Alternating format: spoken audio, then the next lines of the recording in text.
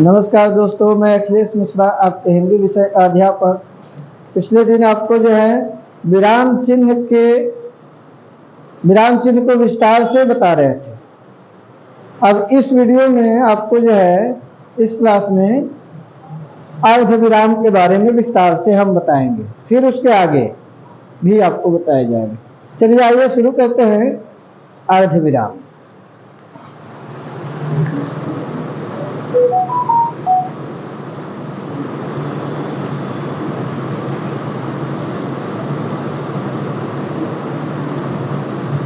अर्ध विराम, इसका चिन्ह कुछ इस तरह से होता है, पहचान लीजिएगा। इसका चिन्ह इस तरह से होता है, जहां अधिक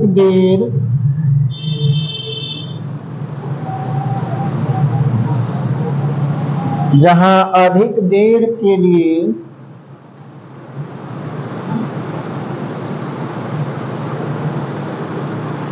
रुकना होता है, जहां अधिक देर के लिए रुकना होता है वहां पर अर्ध विराम, वहां पर अर्ध विराम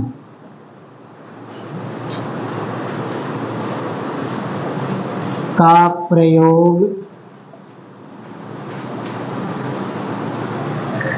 होता है। अर्ध विराम का प्रयोग होता है। इसकी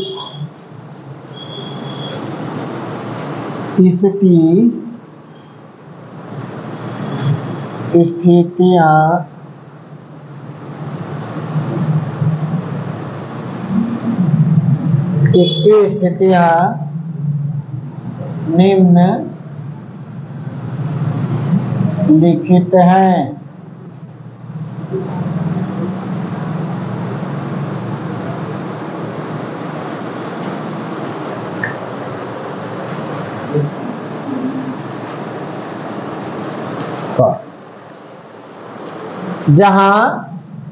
जहां अधिक देर के लिए रुकना होता है वहां अर्ध विराम का प्रयोग करते हैं या होता है।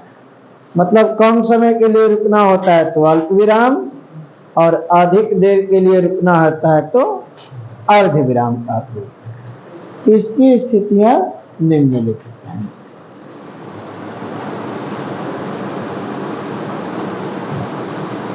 जब वाक्य का कर्ता एक हो, जब वाक्य का कर्ता एक हो और उसके द्वारा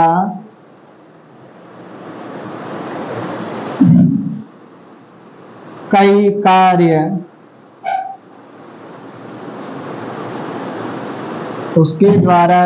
कार्य किए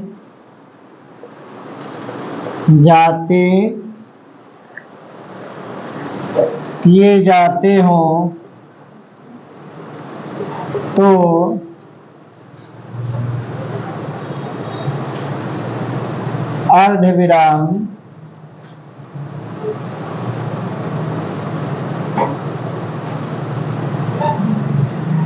अर्ध विराम का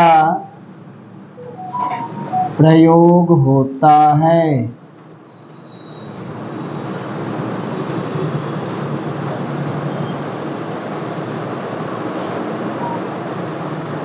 क्या कर रहा है? जब वाक्य का कर्ता एक हो, मतलब जो काम करने वाला है वह एक है और उसके द्वारा कई कार्य किए जा रहे हों, तो वहां अर्ध विराम का प्रयोग होता है। उदाहरण,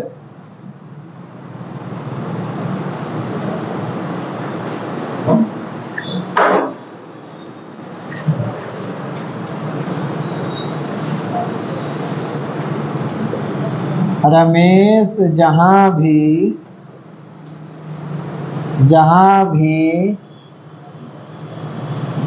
जाता है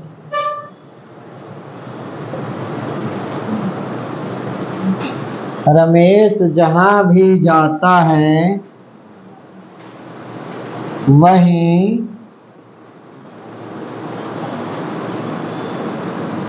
चापलूसी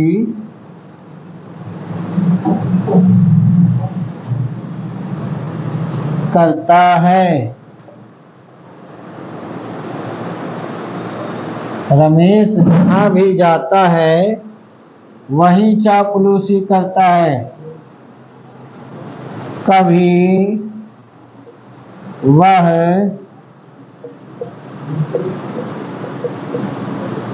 किसी की बातें सुनता है।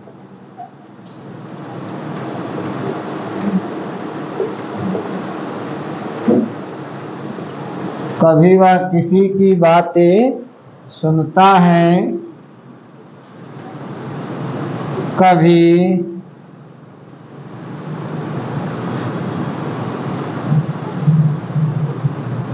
किसी का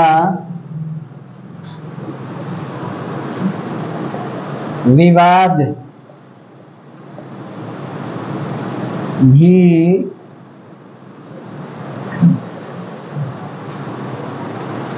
करवा देता है।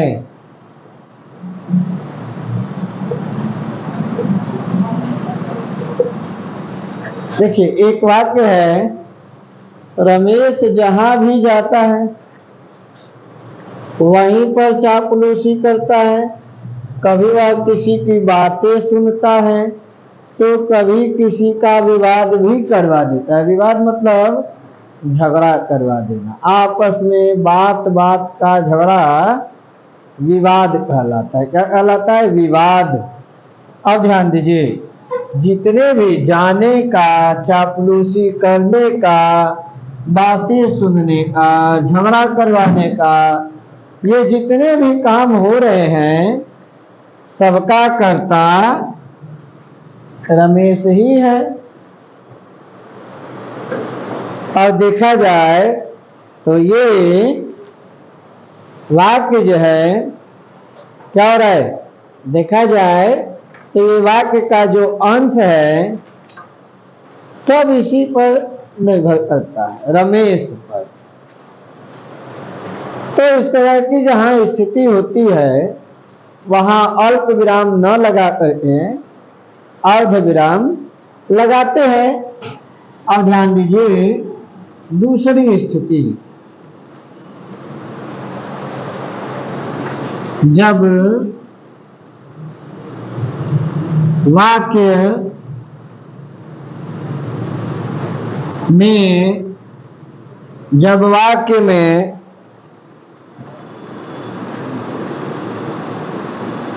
वाक्य में प्रधान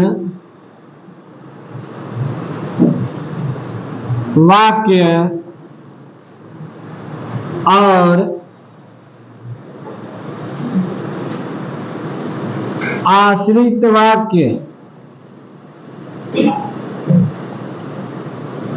आश्रित वाक्य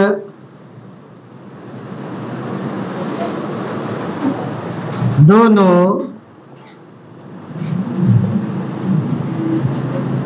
जुड़े हों,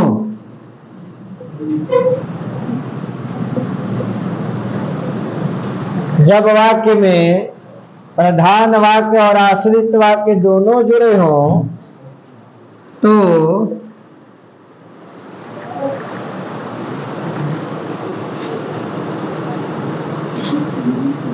अर्ध विराम का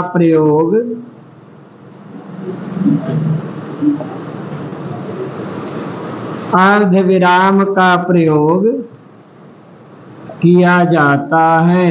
किया जाता है। जैसे, ठीक है। अब देखो यहाँ उदाहरण इसका देख लो।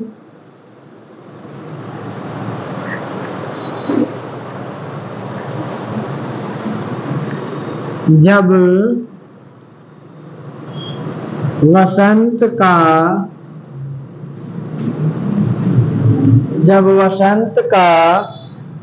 मौसम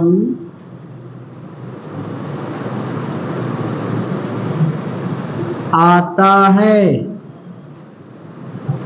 जब वसंत का मौसम आता है, तो अब यहां पर अर्ध विराम लगा देंगे। तो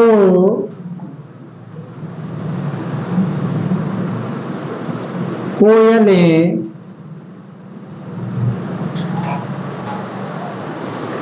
प्रसन्न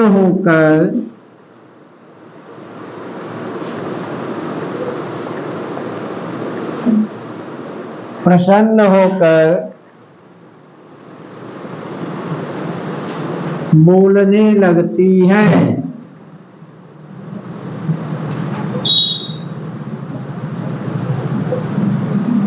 क्या कर रहा है देखा जाए। देखिए कहता है जब वाक्य में प्रधान वाक्य और आश्रित वाक्य, प्रधान वाक्य और आश्रित वाक्य दोनों एक साथ जुड़े हुए हों तो वहां पर अर्ध विराम का प्रयोग होता है। वहां पर अल्प विराम नहीं, अर्ध विराम का प्रयोग होता है। उदाहरण, जब वसंत का मौसम आता है तो कोयलें प्रसन्न होकर बोलने लगती है। तो ध्यान दीजिए, कोयलें प्रसन्न होकर बोलने लगती है, एक भाग है, और एक भाग है वसंत का मौसम आता है। देखा जाए तो वाक्य के दो भाग हैं, वाक्य के दो भाग हैं। वसंत का मौसम आता है, कोयलें प्रसन्न होकर बोलने लगती है। ये अब देखिए, ये जो है अगर विचार करें तो इस पर निर्भर कर रहा है, यानी ये इस पर जुड़ा हुआ है। ये नहीं आएगा तो ये नहीं होगा। कोयलें नहीं बोलेंगी जब वसंत का मौसम नहीं आएगा, जब तक नहीं आएगा, यानी इसका बोलना इस पर निर्भर कर रहा है। तो ये होता है आपका प्रधान वाक्य कहलाएगा। क्या कहलाएगा? प्रधान उपवाक्य। इसी पर में डिपेंड कर रहा है, हमारा वाक्य निर्भर है, तो ये हो जाएगा प्रधान उपवाक्य। और देखिए ये होगा आश्रित, क्या होगा? आश्रित उपवाक्य।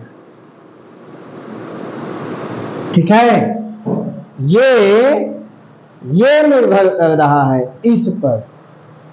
तो जो निर्भर करता है वो होता है आश्रित, और जिस पर निर्भर करे वो होता है प्रधान उपवाक्य।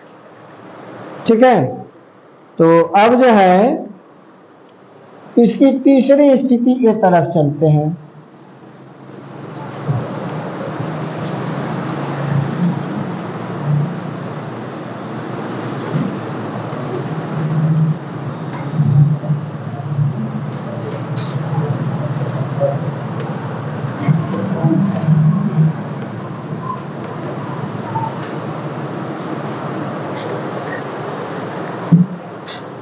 तीसरी स्थिति ये कहती है उपाधियों के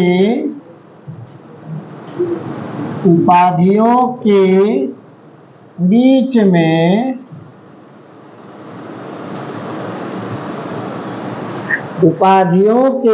में अर्ध विराम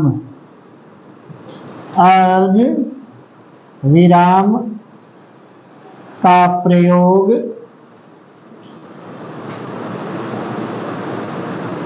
अर्धविराम का प्रयोग किया जाता है। किया जाता। उपाधि समझते हैं, टाइटल कहते हैं, पद, पदवी, अंग्रेजी में पोस्ट कहते हैं इसको। उपाधि मतलब क्या होता है? पोस्ट होता है, पद होता है, पदवी होता है। तो क्या आ गया? उपाधि नहीं, उपाधियों अर्थात एक नहीं कई सारी हो, एक रहेगी तो नहीं, कई उपाधि हो तो उसके बीच में अर्ध विराम का प्रयोग करते हैं। अल्प विराम का नहीं करेंगे, किसका करेंगे? अर्ध विराम का करेंगे। जैसे उदाहरण यहां देखते हैं, उदाहरण ध्यान दीजिए।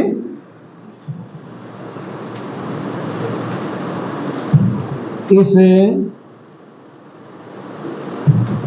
विद्यालय का क्लर्क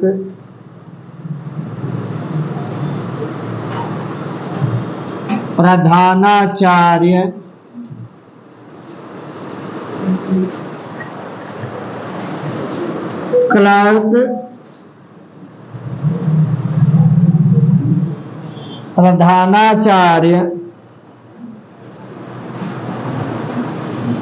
प्रबंधक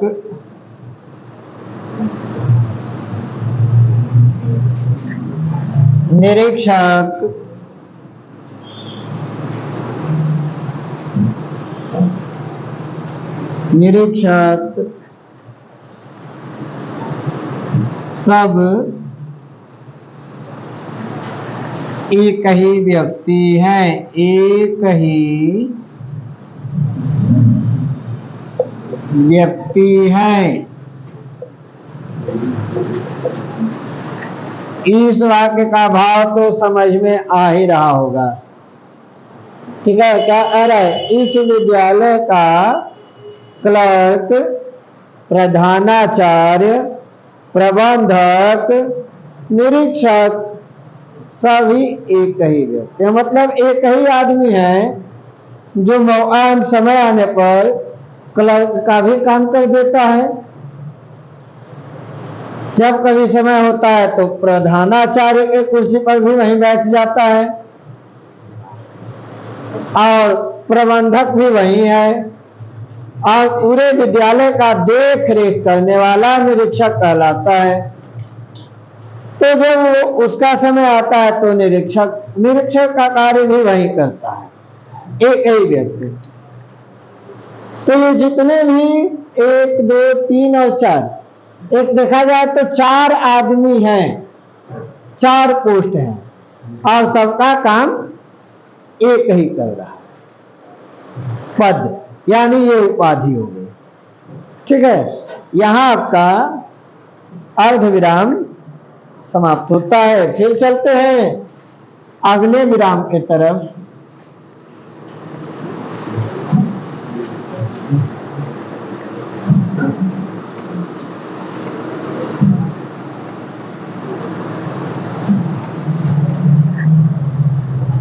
अगला है